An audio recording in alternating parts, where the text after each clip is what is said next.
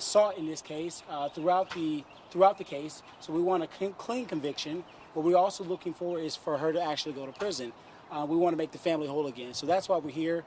So today was just to monitor the court process, to ensure that this case is not swept underneath the rug, and also to call this case out for what it is, right? So many people have labeled this case in media as a woman arrested for a hit and run. No, this is a woman who actually thought that she was the police, tried to portray to be the police in some aspects of this matter, and so we're just here to make sure she gets justice. Mrs. Herring, what was your impression from the proceedings? Well, I'm satisfied with it because a lot of stuff came out that should have came out, because I know he was having a diabetic episode because he don't just run off the scene. I knew he was trying to get to the hospital. I had a feeling about that. Tell us about your husband. We haven't heard a lot about him. We've heard more about the incident. Well, I know he was a hard-working man, and he was basically a person to stay to himself, beside his family.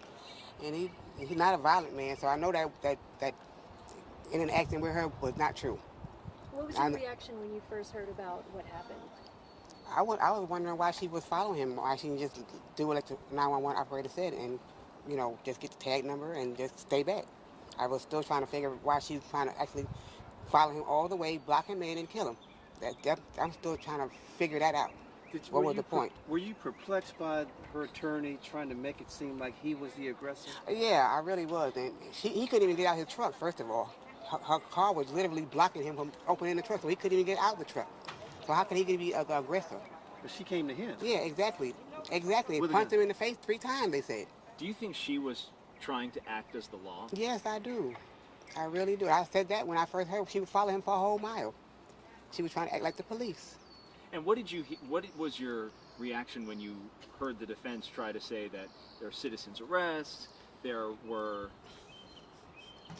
I don't believe in that. It wasn't a felony. It was a hit and run. She should have just got the tag number just like the people said and just gave it to him. Right, and we knew that when the defense counsel tried to make the assertion that this was a citizen's arrest, we know that in a citizen's arrest, the only how you can affect an actual arrest is if there was a felony incident that took place. And a fender bender or a minor accident is certainly a misdemeanor, which did not warrant Mr. Kenneth to be chased down nearly a mile, to be boxed in, which is kidnapping in our eyes, and in the eyes of the law, and Mr. Kenneth was not free to go. There was no way for him to advance to move forward or back up, because as you guys heard that the detective stated that this was a busy roadway, right? So there was no way for him to even flee. You heard detectives describe her in court today as saying, "Get out of the car, get out of the effing car, I'm going to shoot you." She told Mr. Kenneth before she shot him, "I'm going to shoot you." Anyone who is a responsible gun owner, who has a CCW, you're trained that before you put your finger in that trigger guard, you must be prepared to shoot. Otherwise, you would keep this one index finger on the outside. So she had the intent to shoot. We expect the charges to be upgraded. We're looking to see more charges such as kidnapping, wrongful imprisonment, reckless driving, because in order to catch up to, according to the defense, in order to catch up to Mr. Kenneth, she had to be speeding as well. And it has been also told to us that she allegedly hit another vehicle. And so we're still trying to get information on that. Are you in possession of the 911 call? We are not at this time. What we do have is, and we'll be releasing that to you guys, we have 2 videos that was filmed by a witness who made those videos available to us, and we intend to put those videos out on today and make them available to you guys. Do you have a time for that? What time? We'll be doing that in the next couple hours. And go ahead. Ms. Herring, Ms. Payne cried throughout this hearing. She was in tears. They had to bring her some Kleenex. What do you think about her show of emotion? That's what it was, an act to me. She probably don't want to go to prison. I wouldn't want to go to prison for murder either. So I probably would be crying also. And Mr. Major, you mentioned that this case has drawn some parallels to George Zimmerman. Absolutely. So some of the comparisons would be is you have an individual who they believe another citizen violated the law or was suspicious to some degree. Instead of listening, they did the right thing by calling 911. So let's get that out the way. Calling the police is what you should have done.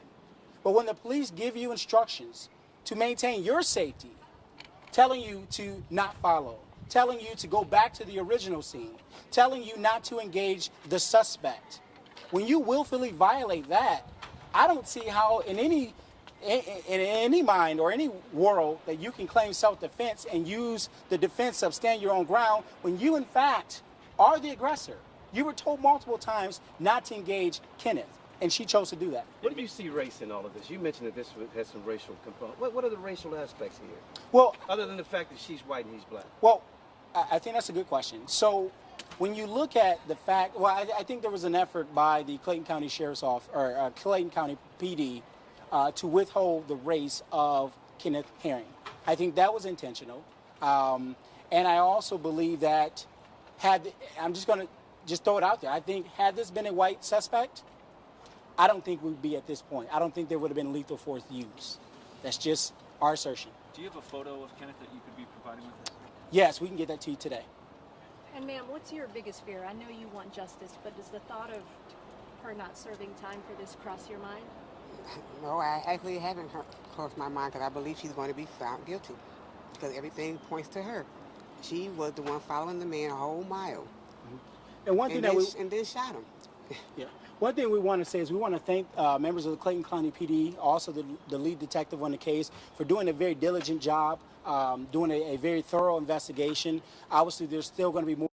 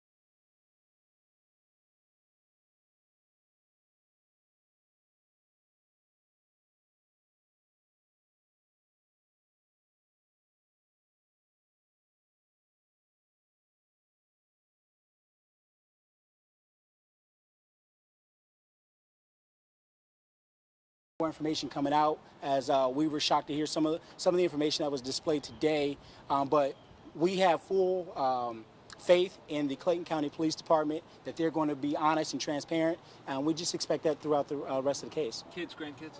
Yes, I have 3 grandkids. So he was a grandfather of 3. And how many children?